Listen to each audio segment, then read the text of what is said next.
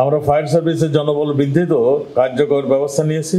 2009 সালে প্রতিষ্ঠানের মোট জনবল ছিল 6000-এর সামান্য বেশি।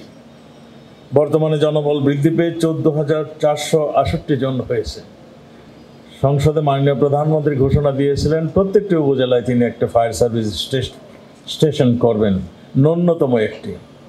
আমরা সেটি পার হয়ে আজকে স্টেশনের সংখ্যা 503টি আমরা করেছি এবং 43টি আমাদের উদ্বোধনের অপেক্ষা রয়েছে। আমাকে দেখাচ্ছিল একটা ভিডিওর মাধ্যমে। আমি তখন জিজ্ঞাসা করেছিলাম যে রেসপন্স টাইমটা কত। ফায়ারের ডিজি মহোদয় বললেন 30 সেকেন্ড অনলি। আসলেই ফায়ার সার্ভিস আজকে আগের সেই দমকল বাহিনী নয়, এটা ফায়ার সার্ভিস। মানুষের দোরগোড়ায় আমরা সার্ভিসটা পৌঁছে দিতে পেরেছি।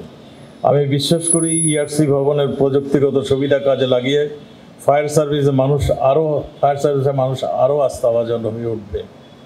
দুর্যোগ দুর্ঘটনা নিয়ন্ত্রণ, বিপদগ্রস্ত মানুষকে সেবা প্রদান, প্রত্যাশা অনুযায়ী দ্রুত সাড়া দেওয়ার প্রদানের মাধ্যমে স্মার্ট বাংলাদেশ গড়ে তুলতে অগ্রণী ভূমিকা পালন করবে ফায়ার সার্ভিস। বর্তমান সরকারের দায়িত্ব নেওয়ার 2009 সালে সংসদে মাননীয় প্রধানমন্ত্রী ঘোষণা দিয়েছিলেন প্রত্যেকটি উপজেলায় তিনি একটা ফায়ার সার্ভিস স্টেশন করবেন, ন্যূনতম একটি। আমরা সেটি পার হয়ে আজকে স্টেশনের সংখ্যা 503টি আমরা করেছি এবং 43টি আমাদের উদ্বোধনের অপেক্ষা রয়েছে। এটা মাননীয় প্রধানমন্ত্রী যে কোনো সময় সেগুলো উদ্বোধন ঘোষণা করবেন। সকল দুর্যোগে প্রথম সাড়াদানকারী প্রতিষ্ঠান হিসাবে কাজ করে ফায়ার সার্ভিসের কর্মীগণ। বর্তমানে এই প্রতিষ্ঠানটি বহুমাত্রিক দুর্যোগ মোকাবেলায় নিয়োজিত। আগুন থেকে শুরু করে ভূমিকম্প সব দুর্যোগেই সবার আগে ফায়ার সার্ভিস।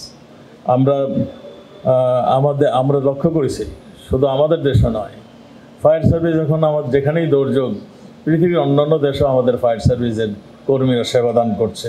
আমরা সেইভাবেই ফায়ার সার্ভিসকে আমরা তৈরি করেছি।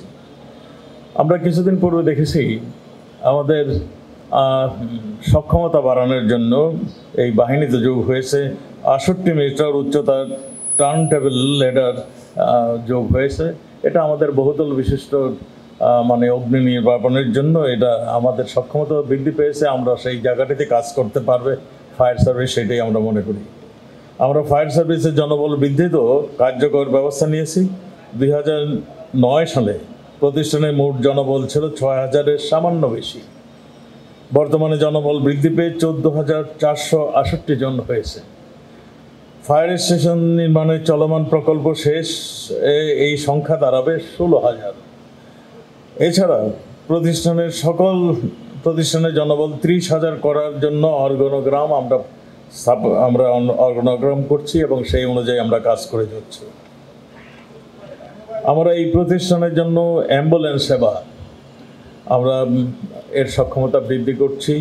2009 সালে 50টি অ্যাম্বুলেন্স ছিল, বর্তমানে আমরা 195টি এবং আমরা আরও এটাকে সংখ্যা বৃদ্ধি করার জন্য আমরা কাজ করছি। মাননীয় প্রধানমন্ত্রীর অভিপ্রায়ও তাই। এই প্রতিষ্ঠানের প্রশিক্ষণ সুবিধা আধুনিক করার লক্ষ্যে বঙ্গবন্ধু শেখ মুজিব ফায়ার একাডেমি নির্মাণের উদ্যোগ গ্রহণ করা হয়েছে। সক্ষমতা বৃদ্ধির পাশাপাশি প্রতিষ্ঠানটির কর্মকর্তা কর্মচারীদের সুবিধা বৃদ্ধির জন্য বিভিন্ন পরিকল্পনার বাস্তবায়ন করা হচ্ছে। আমি আশা করব ফায়ার সার্ভিস ও সিভিল ডিফেন্স মাননীয় প্রধানমন্ত্রী শেখ হাসিনার স্বপ্ন আগামী উন্নত স্মার্ট বাংলাদেশের পরিপূর্ণ অগ্নি নিরাপত্তা, দুর্যোগ দুর্ঘটনা মোকাবেলার সক্ষমতা সম্পন্ন একটি বিশ্বমানের সেবা বাহিনীতে পরিণত হবে আমি আশা করছি। আজকের এই ভবন শুভ উদ্বোধন করা হলো এবং সেই ইআরসিসি ভবন নির্মাণ কাজে সহযোগিতা করার জন্য মিস্টার পার্ক ইং শিখ সহ সংশ্লিষ্ট সকলকে আমি কোরিয়া সরকারকে আন্তরিক ধন্যবাদ জানাচ্ছি।